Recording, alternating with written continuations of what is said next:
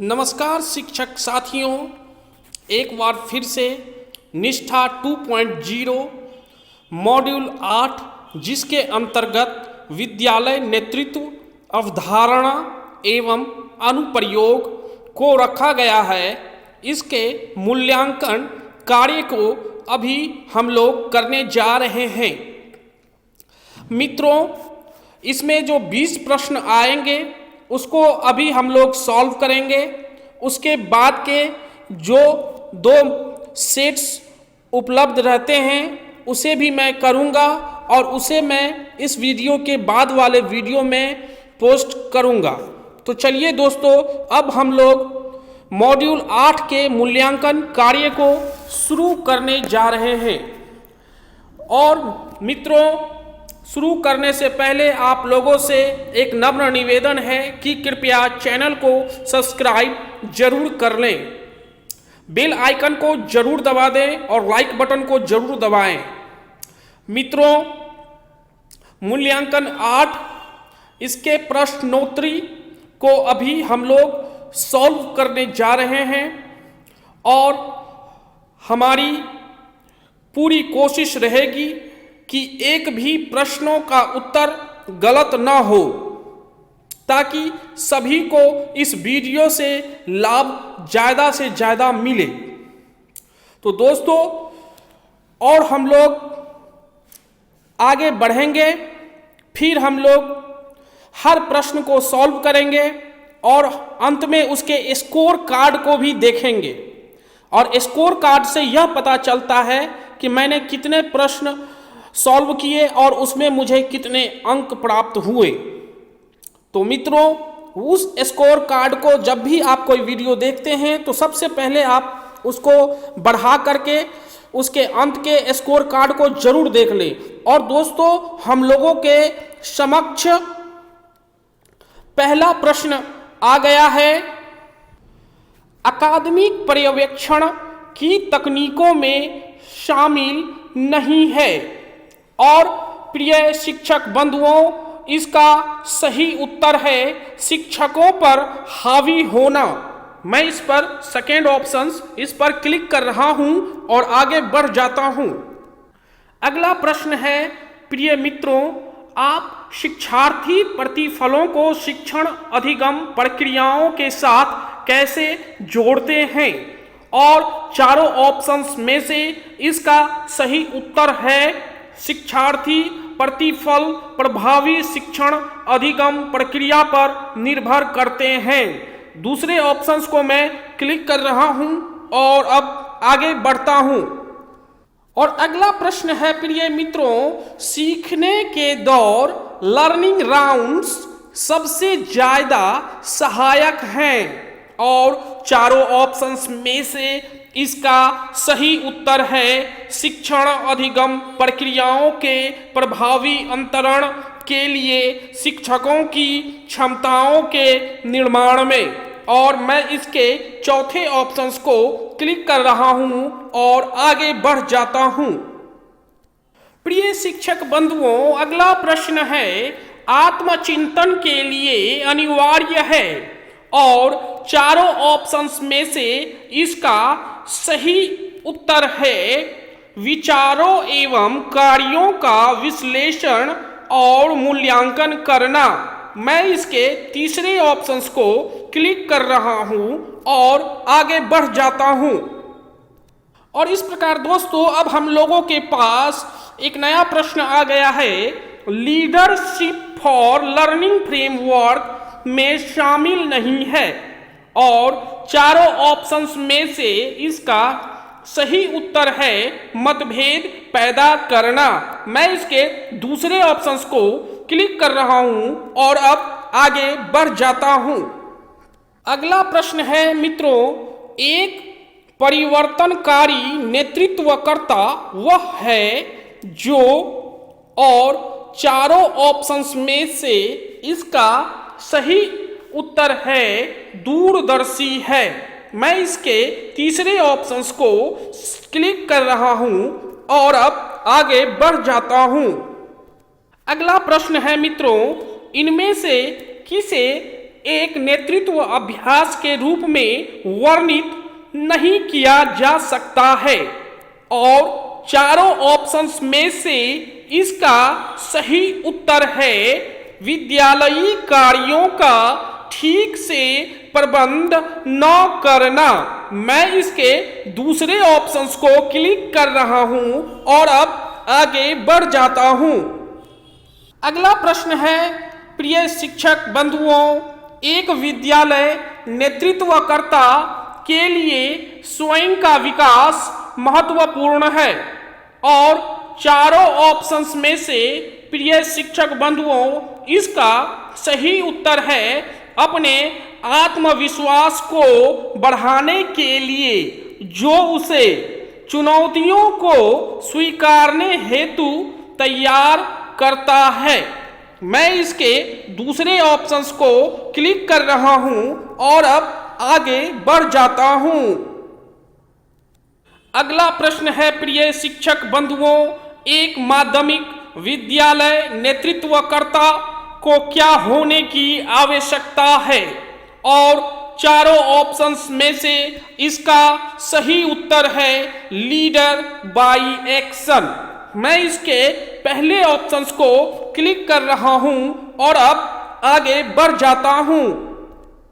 अगला प्रश्न है, प्रिय बंधुओं, एक अकादमिक पर्यवेक्षक का कार्य नहीं है और चारों ऑप्शंस में से इसका सही उत्तर है शिक्षकों और स्टाफ को हतोत्साहित करना। मैं इसके दूसरे ऑप्शंस को क्लिक कर रहा हूं और अब आगे बढ़ जाता हूं। अगला प्रश्न है, प्रिय शिक्षक बंधुओं, लीडरशिप फॉर लर्निंग ध्यान केंद्रित नहीं करता है और चारों ऑप्शंस में से इसका सही उत्तर है निर्णय लेने में देरी करने पर। मैं इसके दूसरे ऑप्शंस को क्लिक कर रहा हूं और अब आगे बढ़ जाता हूं। अगला प्रश्न है, प्रिय शिक्षक बंधुओं, माध्यमिक स्तर शिक्षा का एक महत्वपूर्ण चरण है क्योंकि और चारों ऑप्शंस में से इसका सही उत्तर है यह उच्च शिक्षा और कार्य जगत का प्रवेश मार्ग है। मैं इसके दूसरे ऑप्शंस को क्लिक कर रहा हूं और अब आगे बढ़ जाता हूं। अगला प्रश्न इस प्रकार है, प्रिय शिक्षक बंधुओं, मतभेद समाधान के लिए एक प्रभावी व्यवहार रणनीति है और चारों ऑप्शंस में से इसका सही उत्तर है रचनात्मक सक्रिय। मैं इसके दूसरे ऑप्शंस को क्लिक कर रहा हूं और अब आगे बढ़ जाता हूं। और अगला प्रश्न है, प्रिय शिक्षक बंधुओं, लीडरशिप फॉर लर्निंग का केंद्रीय विचार है और चारों ऑप्शंस में से इसका सही उत्तर है विद्यालय के प्रत्येक हितधारक का निरंतर एवं आजीवन शिक्षार्थी होना। मैं इसके दूसरे ऑप्शंस को क्लिक कर रहा हूं और अब आगे बढ़ जाता हूं। और इस प्रकार प्रिय शिक्षक बंधुओं, अब अगला प्रश्न हम लोगों के समक्ष है, माध्यमिक स्तर पर प्रभावी नेतृत्व का लक्ष्य है और चारों ऑप्शंस में से इसका सही उत्तर है विद्यार्थियों के बीच सीखने की क्षमताओं का विकास। और मैं इसके तीसरे ऑप्शंस को क्लिक कर रहा हूं और अब आगे बढ़ जाता हूं। और प्रिय बंधुओं, अब अगला प्रश्न है, इनमें से कौन सी रणनीति अहिंसक संप्रेषण के लिए नहीं है और चारों ऑप्शंस में से इसका सही उत्तर है आक्रामक होना। मैं इसके तीसरे ऑप्शंस को क्लिक कर रहा हूं और अब आगे बढ़ जाता हूं। और अगला प्रश्न है, प्रिय बंधुओं, माध्यमिक विद्यालय नेतृत्वकर्ता के लिए नेतृत्व कौशलों में शामिल नहीं है। और इसके चारों ऑप्शंस में से सही उत्तर है सकारात्मक दृष्टिकोण। मैं इसके दूसरे ऑप्शंस को क्लिक कर रहा हूं और अब आगे बढ़ जाता हूं। और अब अगला प्रश्न हम लोगों के समक्ष है। प्रिय शिक्षक बंधुओं, निम्न सामाजिक आर्थिक पृष्ठभूमि के विद्यार्थियों की दक्षताओं को शिक्षक बढ़ा सकते हैं। और चारों ऑप्शंस में से उसका सही उत्तर पहला ऑप्शन है, उनके सीखने की आवश्यकताओं की पहचान करके और सीखने के प्रतिफलों में सुधार हेतु सहयोगात्मक तरीके से योजना बनाकर। मैं इसके पहले ऑप्शंस को क्लिक कर रहा हूं और अब आगे बढ़ जाता हूं।